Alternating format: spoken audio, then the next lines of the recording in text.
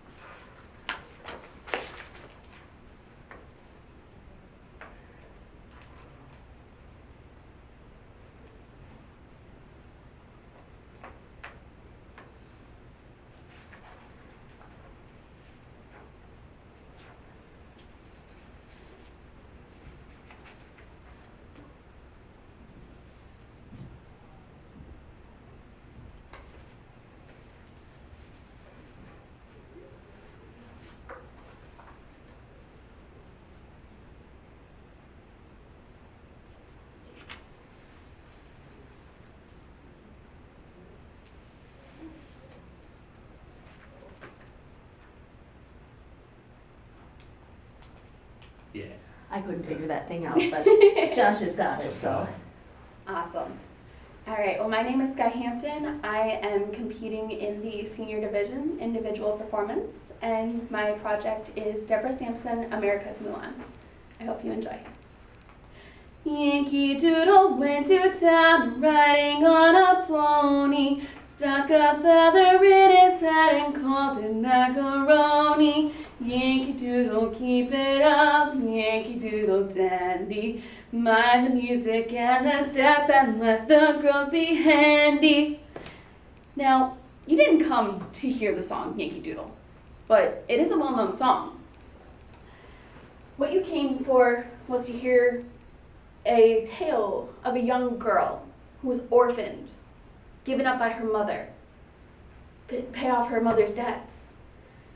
She grew up in poverty, but she stood up for what she believed in. She believed women should have the right to fight in the military if they wish. That's what she did. That's what you're here to hear. My name is Deborah Sampson. My mother sold me off to be a slave, an indentured servant, when I was 5. My father died out at sea. Well, I went to 3 homes. It wasn't very pleasant, but I made do. My 3rd home was probably my best and favorite home, the home of Deacon Jeremiah Thomas. He was a strict and religious man, and I grew up with 10 foster brothers. I don't know how I did it. I really don't. Although I did learn some really great skills. I would work in the fields all day and I would toil under the hot sun. I grew muscles and I learned how to stick with it until the job was done. In the winter months, Mrs. Thomas taught me how to work and taught me how to weave and cook and sew. When the boys would come home from their lessons in the summer, they would go over their lessons and I would listen in.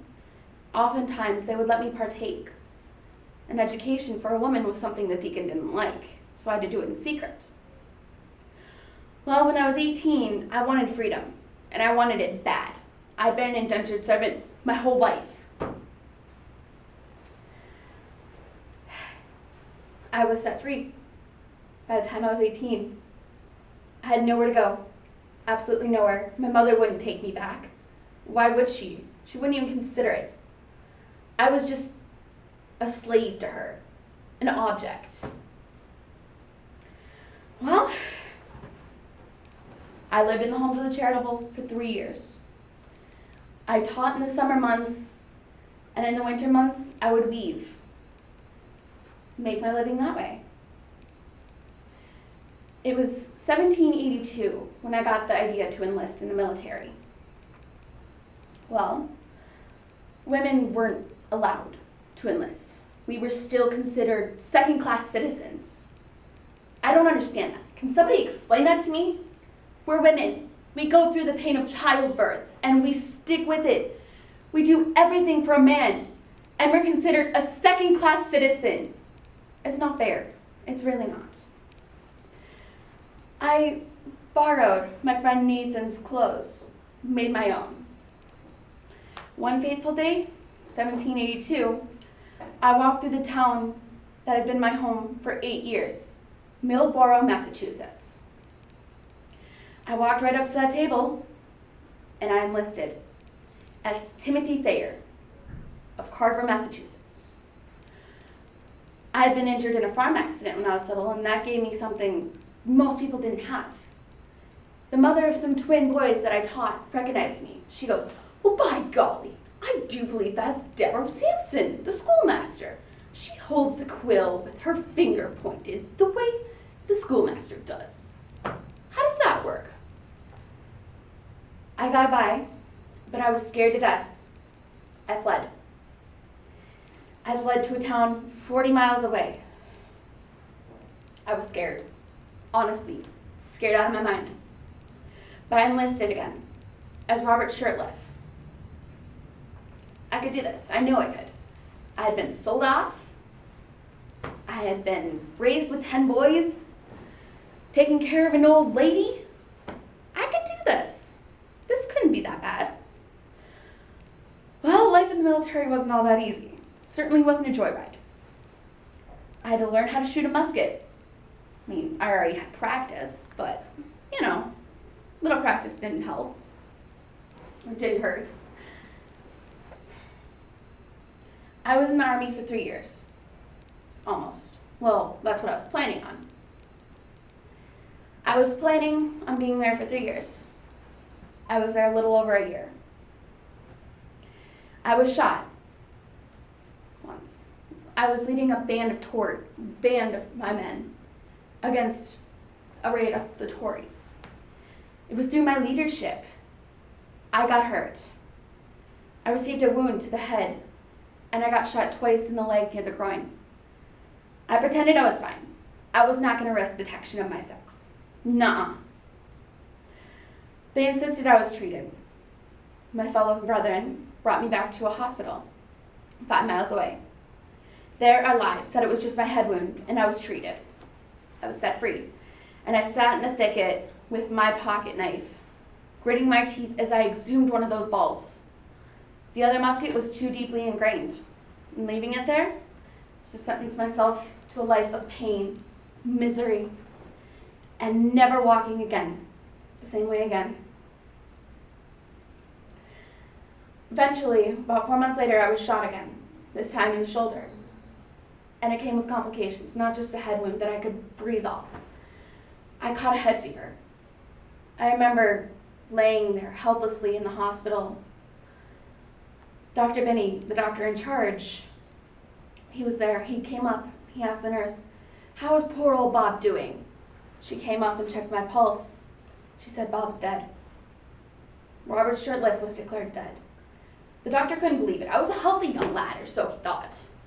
He checked my pulse, couldn't find one. He stuck his hand down my shirt to find a heartbeat. He found the bandages on my chest. The terror going through my veins was unimaginable as I felt the bandages being torn. Can you imagine? I was brought back to his home, and I recuperated, slowly but surely. I was sent with a letter to my commanding chief and officer. On the way, our boat was capsized in a storm. Everything we loved was taken. Well, even our copy of the Declaration of Independence that I fought so hard to protect.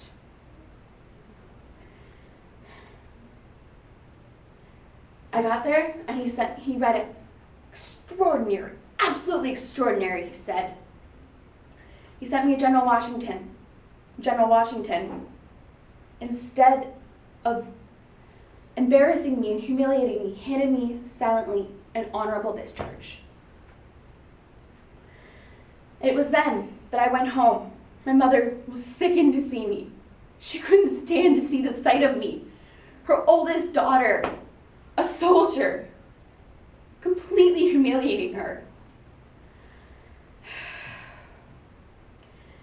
I stayed in Middleborough until I met my future husband.